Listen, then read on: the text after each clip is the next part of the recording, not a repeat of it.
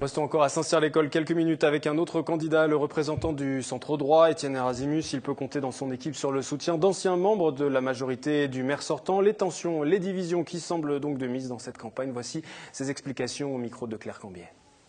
Dernier épisode en date, effectivement, mercredi, vous l'avez dit, lors du conseil municipal, où 3 élus de la majorité, enfin, de ce qui reste de la majorité de Bernard Debain, nous ont rejoints au sein de ce groupe. Je rappelle quand même que ça fait 11 départs depuis le début de la mandature, depuis 2008, qui sont symptomatiques d'un malaise et d'un manque de vision, comme je le disais.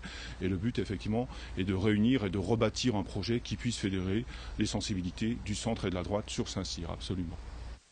Et pour cette campagne qui débute, nous lui avons demandé ce qu'il entendait mettre en avant, les principaux points de son programme. Les grands axes, je dirais, par rapport à cette ville de Saint-Cyr qui est quand même, je dirais, malmenée depuis plusieurs années, c'est de lui redonner un avenir avec, je dirais, 3 grands axes de travail et d'action selon moi.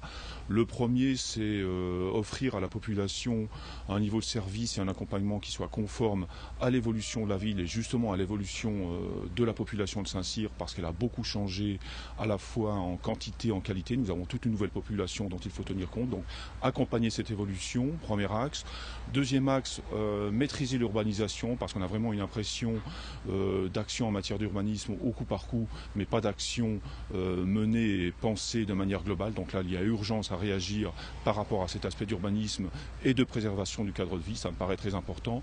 Et puis un troisième axe qui est absolument essentiel et qui conditionne d'ailleurs la réussite des 2 premiers, c'est bien évidemment le développement économique qui est quand même le grand délaissé de cette ville de Saint-Cyr aujourd'hui, il faut bien le reconnaître.